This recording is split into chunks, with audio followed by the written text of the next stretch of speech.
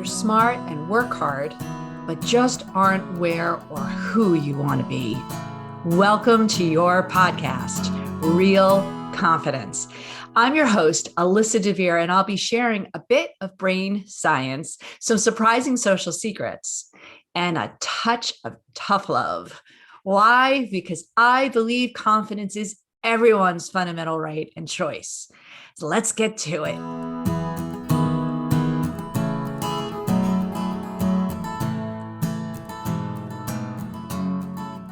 So when the team here at American Confidence Institute was like, you got to do another podcast, I was like, yeah, right. Like the world needs another pandemic. But I do think that having some of these conversations about confidence, about the villains that are always at our confidence, try and take it and erode it down. Geez, I wish somebody had them with me, these conversations a long time ago. So I am excited to be here with you. And for those of you who don't already know who I am, my name is Alyssa DeVere. I am the CEO and founder of American Confidence Institute, and we study the science behind confidence and bring that forward in all kinds of media like this podcast, keynotes and workshops, e-classes and the like.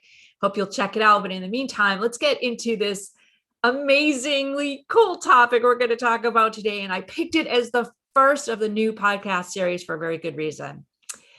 As the name says, not everyone's going to like you.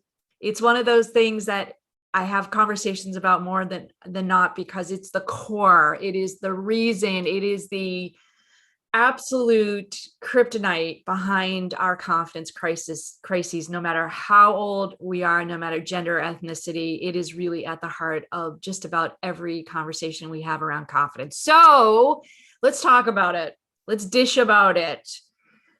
Now, we have data at the Institute. We started a couple of years ago, about 6-7 years ago, and it was our first data set that shocked me when I found that people age 60 were finally peaking with their confidence. Like, why does it take us so flipping long to get there? And in digging through the data, I was like, I got to interview these people at 60 and find out why. And it was pretty hysterical, because every one of them, literally, not a few, every one of them came back and said, it's because by 60 years old, you finally realize that you don't care what other people think about. And when I would probe on that, it literally was like, you know what? You don't like me, too bad for you.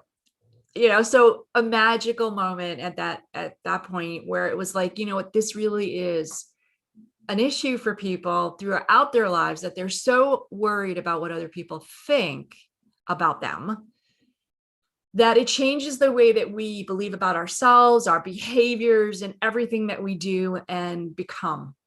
So I want to invite you for a second to just think, what if I could wave a magic wand, not necessarily make you 60 years old, but literally erase that fear, like take that out of your brain and say that I'm giving you the freedom to do and be whoever you want to be, and not worry about what other people think. And when I say not other people, not your family, not your friends, not your boss, no one, like you do and be you. And it's easy to say, I realize that, but just think for a minute, if you didn't have that worry, if you really didn't care, would you dress differently? Would you maybe post different content on social media, different stuff? Maybe you'd stop posting. I know I probably would. Would you go to the gym? Would you not go to the gym? Would you do different things at the gym? Would you do different things in terms of your schooling, academic pursuits? I bet you'd feel a lot less guilty overall. You probably wouldn't worry so much about how you looked or how you sounded. And you might even celebrate all the stuff that you're doing that just makes you happy. Right? Sounds ridiculous. I even saying it, I kind of like, really? But yeah, if you didn't care, if you put on those blinders, if you gave yourself permission to not worry about what other people are thinking so much, you probably would rise to be your best self a lot sooner than 60. Now, I have an occupational hazard. I'm always on the lookout for confidence. I'm looking at people's faces and the way they walk and what they're saying. It's what I do for a living. What can I tell you? But sometimes I have to I go into live experiment mode. And what I mean by that is like, I'll go into a store, and one of my favorite places to do some occupational research is Chico's. Now, Chico's is a great place because you get a lot of different people, women in particular, and the clothing tends to be, not all of it, tends to be very expressive. It's got bright colors and bright patterns. And I will stand and kind of pretend I'm shopping and look around, and people will come in, and the conversations they have with themselves and their friends and the salespeople are unbelievable. Most of the time, the phrase, "I couldn't possibly pull that off," you'll hear from the shoppers. Like, what do you mean you couldn't possibly pull that off? What does that mean? Does it mean that you would be embarrassed? Does it mean that you think you'll look ridiculous? What does that mean? And occasionally you'll get a gaggle of women that come in together, and one will say that, "Oh, I couldn't possibly pull that off. I couldn't possibly wear that pattern or that color." And the rest of the women will be like, "Oh, come on, of course you can. You look great," right? They're all convincing themselves, convincing that person. And it's interesting to see, most of the time that person will kind of go, "Oh, really? Do you think so? You think so?" And subsequently buy that shirt or whatever it is. They're even looking for a salesperson who is probably on commission, telling that person, "Oh, it looks fabulous on you." Now, do I think that's fair and nice and helpful? A different conversation for a different podcast. But reality is that, again, that person, the shopper, will wind up saying, "Oh, well, if they think it's great on me, then I'm going to buy it." They're not trusting their own set of values, their own set of, "I like this shirt, I'm going to rock it." It's just, they need that comfort from somebody else. So again, I ask you to think about, if you weren't tied to other people's opinions like that, if you weren't tied to worrying about so much what other people are going to think about you, how would it change something that you're going to do today? How is it going to change the way you feel about yourself? Now, when we look at confidence villains, confidence kryptonite like this, it's easy to say the problem is society. It's easy to say that this is just the way that we were brought up, or the way that we're taught to think, that we're supposed to be tuned into other people's feedback. And yes, it has a place, and it's certainly important to understand how you're showing up, and the kind of impact and influence you have on the world. But again, I will challenge anyone who says that to say, if you're not comfortable in your own skin, if you're not comfortable being who you want to be, you will have limited influence, limited impact in the world. So let me give you some other ways of thinking about, quote, the problem. The problem isn't that you should or are worrying about what other people think. What the problem is you're afraid they're not going to like you. That by not liking you, then you're going to feel less than. You're not going to feel as good of a person. You're not going to feel part of the tribe, part of the gaggle, part of the club, part of the company, part of the family, part of the whatever. Back to Abraham Maslow's 1940s pinnacle work on the need to belong. We're going to feel like we're not belonging, that we don't matter. And I'm here to tell you that it's BS. And it's BS because not only do the 60-year-olds tell me it's BS, but it's BS because when you put on the confidence cape that I'm about to give you, that rejection is only a matter of one person's opinion, and that's all it is.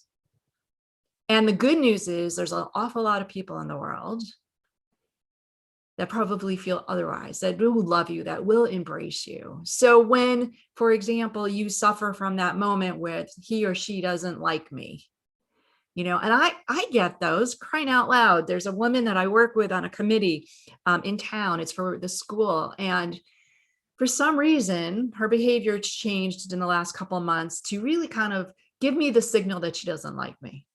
And this is a very personal thing, right? I'm not talking about hundreds of people. I'm talking about one woman who clearly doesn't like me. And she gives me a little bit of that hairy eyeball look, short-tempered. She doesn't answer my emails. Her emails are very curt.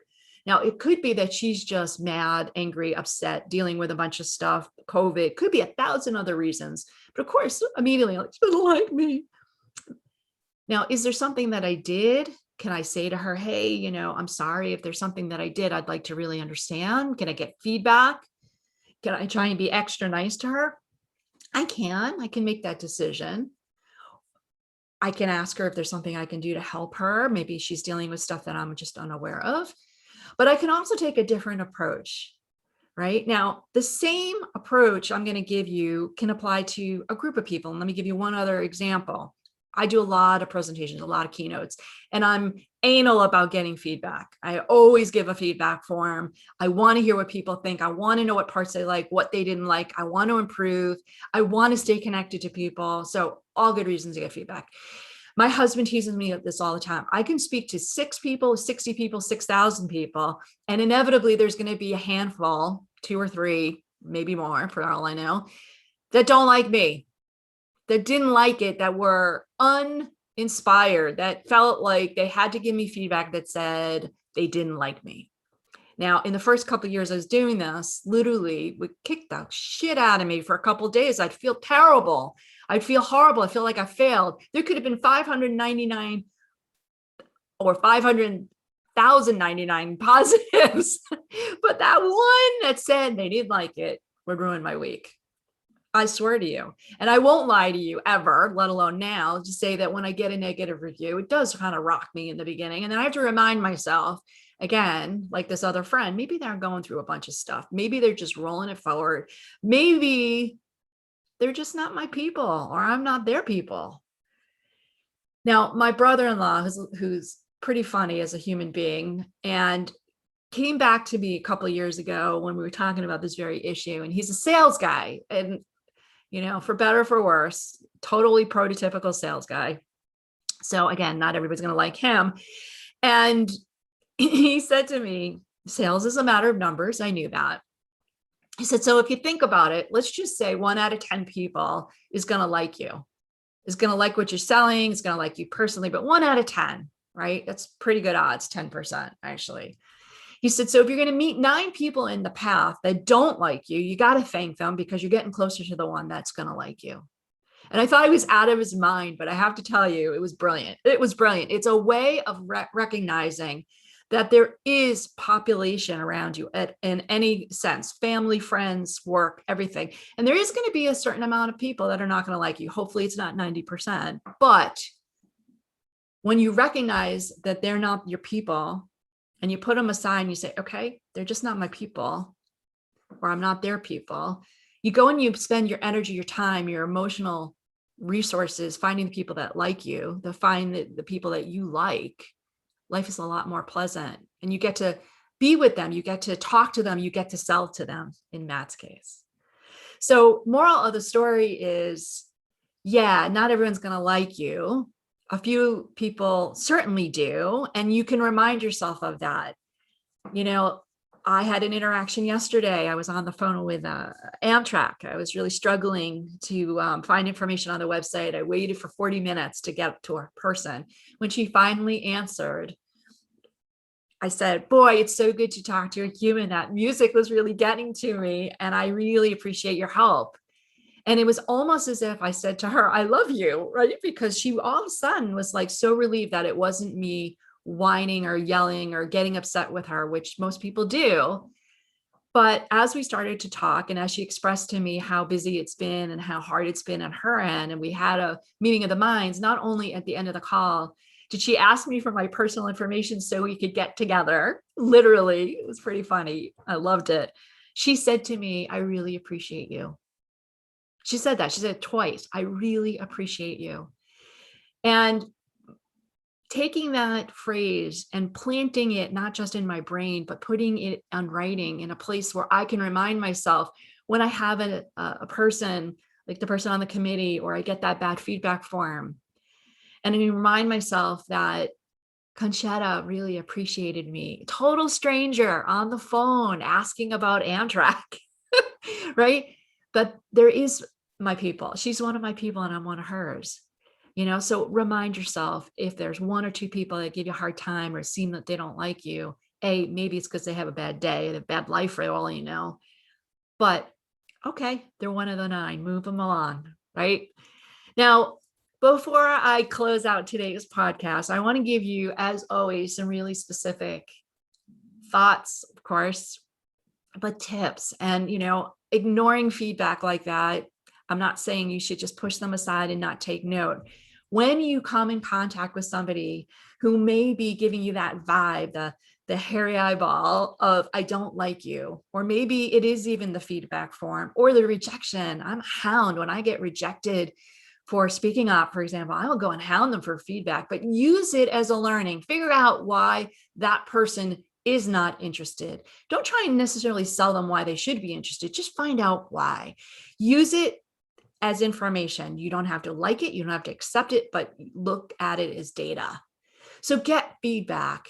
Try and understand it. Maybe it is something that you're doing that's a real turnoff for all you know, or maybe you're just not saying the right thing, or maybe you didn't push the right button, or maybe, as I find out with a lot of speaking things, somebody else's in-law or sister-in-law got hired. I mean, it could be anything like that.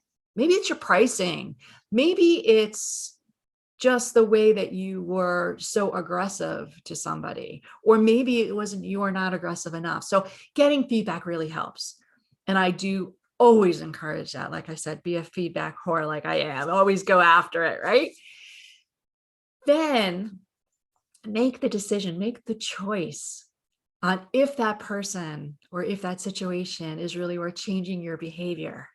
And you have permission, not just from me, but from yourself. You have permission to say, no, that's not what I want to be. That's not who I want to be. That's not somebody I want to associate with. That's not the kind of person that I want to be known for. But at least you have that feedback and you can decide what to do with it. You can make a decision then how to adjust your behavior and your thought process. Maybe it is going back to that person and saying, hey, I apologize for being so aggressive. That was not my best, and I'm going to try harder next time. But you could make those deliberate, conscious decisions with that data. So back to our central theme here. Not everyone's going to like you. It's okay. In fact, celebrate it, because you're closer to the people that will embrace you, love you, give you their phone numbers because they want to be part of your orbit. And you never know where they're going to be, on the Amtrak helpline or somebody that lives next door. And I'm going to tell you this too. I'm going to give you permission not just to be okay with not everyone liking you, but I'm going to give you permission that you don't have to like everyone either. Yeah, how liberating is that? So whatever it takes to make you feel that you got your people around you, that you're going to remind you that there are people out there that do really dig you, that really love you, and that you have everything you need to be liked, to like yourself, to like that bright color shirt and Chico's if you want to wear it. You could do it. You should do it. And most of all, when we're talking about liking, what really matters is, do you like who and what you're becoming, so that we can all get to that magic peak of confidence, hopefully sooner than 60. And in the meantime, as we're all a work in progress, even after that 60 benchmark, I would love to hear some feedback about this podcast and all the future ones coming at you. If you happen to like this one or anyone, I would be grateful for you to share and to put a little like literally on your social channel wherever you're listening to this, and share it. And I want to remind you that my greatest superpower is giving confidence to others, but so is yours. We can do it by liking and sharing information. And so if you think there's someone out there that would benefit from today's podcast, please push it out to them.